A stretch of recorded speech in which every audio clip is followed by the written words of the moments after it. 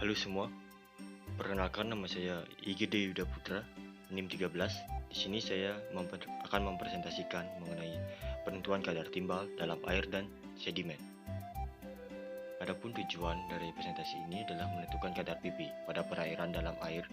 Yang kedua adalah menentukan kadar Pb dalam perairan dalam bentuk sedimen. Yang ketiga adalah membuat kurva kalibrasi standar. Pendahuluannya, sungai merupakan suatu bentuk ekosistem akuatik yang mempunyai peran penting dalam daur hidrologi. Pencemaran yang terjadi pada sungai umumnya dapat disebabkan oleh timbal. Timbal termasuk dalam kelompok logam beracun dan berbahaya bagi kehidupan makhluk hidup. Limbah timbal dapat masuk ke dalam perairan secara alamiah maupun disebabkan oleh manusia itu sendiri. Tingginya kandungan timbal pada dalam sedimen akan menyebabkan biota air tercemar, seperti ikan, udang, dan kerang, di mana biota tersebut hidup di dasar sungai dan apabila dikonsumsi dapat berbahaya bagi kesehatan.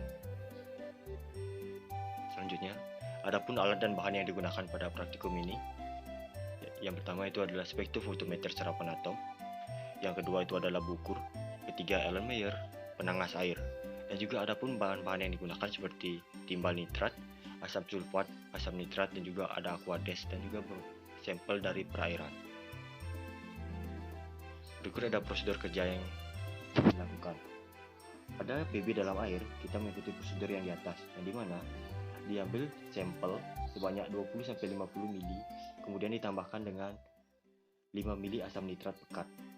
Nah, selanjutnya kita juga menyiapkan aquades sebagai larutan belangku dan juga membuat kurva kalibrasi standar dengan larutan Pb nitrat yang sudah diencerkan, lalu kita uji dengan absorbansinya dengan spektrofotometer serapan atom.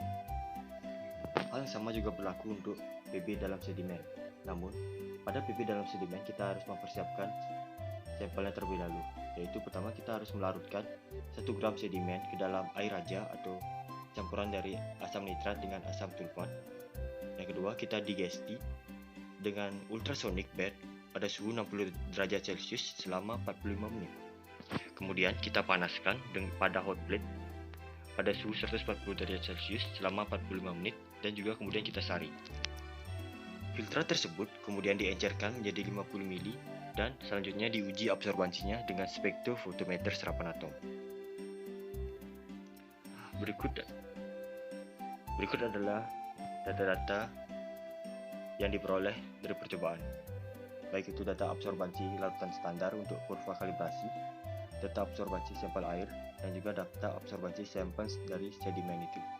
Berikut adalah perhitungan yang dilakukan, di mana setelah kita mengukur kurva kalibrasi menggunakan larutan standar, didapat dengan nilai Y sama dengan 0,2205x minus 0,0085. Dari kurva kalibrasi ini, kita plotkan absorbansi yang didapat dari masing-masing sampel. Contohnya seperti sampel air 1 dengan A absorbansi sebesar 0,098. Kita plotkan nilainya dan kita dapatkan konsentrasi Pb sebesar 0,4821 mg per liter. Hal itu juga dilakukan untuk kadar Pb pada sedimen. Dapat dilihat pada slide yang tertera.